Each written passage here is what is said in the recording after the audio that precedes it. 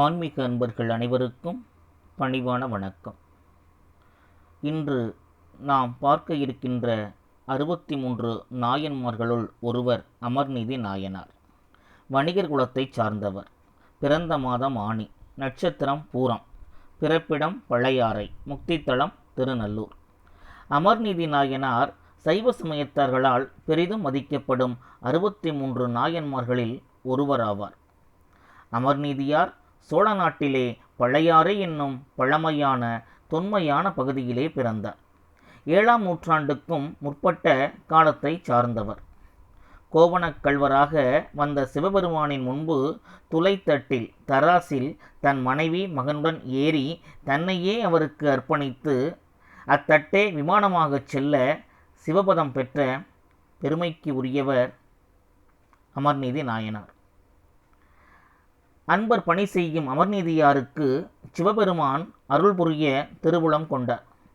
அவர் ஒரு நாள் அந்தணர் குலத்து பிரம்மச்சாரியாக கோலம் கொண்டார்.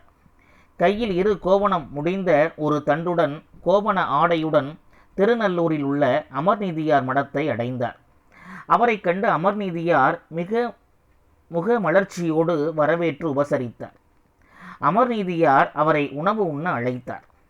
பிரம்மச்சாரியார் அந்த வேண்டுகோளிற்கு இசைந்து காவிரியில் நீராடச் சென்றார். செல்லும் பொழுது மழை வரினும் வரும் என கூறி தமது தண்டில் கட்டியிருந்த கோவணம் ஒன்றை அவிழ்த்து அமர்நீதியாரிடம் கொடுத்து அதனை பக்குவமாக வைத்திருக்கும்படி கூறினார். அமர்நீதியாரும் அதனை தனியாக ஒரு இடத்தில் சேமித்து வைத்தார்.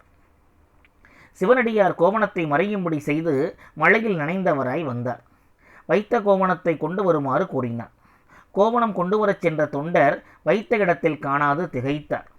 பிற இடங்களில் தேடி பார்த்தும் கிடைக்கவில்லை. பின்னர் பிறிதொரு கோவணத்தை எடுத்துக்கொண்டு பிரம்மச்சாரியிடம் வந்தார். அடிகளே, தாங்கள் தந்த கோவணத்தை வைத்த இடத்தில் காணவில்லை.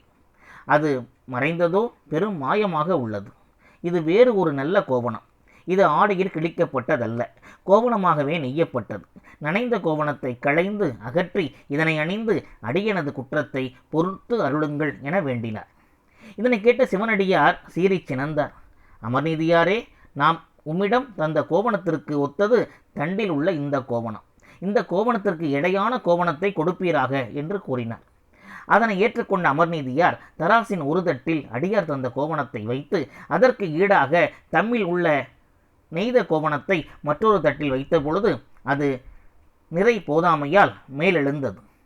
அது கண்ட அமர்நீதியார் தாம் அடியாருக்கு கொடுத்த பொருட்டு வைத்திருந்த கோவணங்கள் அனைத்தையும் ஒவ்வொன்றாக இட்டார்.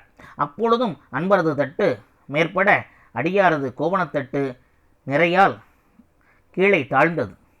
அந்நிலையில் அமர்நீதியார் தம்மிடம் உள்ள பொன், வெள்ளி, நவமணி திரள் முதலிய அரும் பொருள்களையும் பின்பு தம் மனைவி, புதல்வன் ஆகியோரையும் தட்டில் அமர்த்தினார். அப்பொழுதும் கூட தட்டு நேர் நிற்கவில்லை.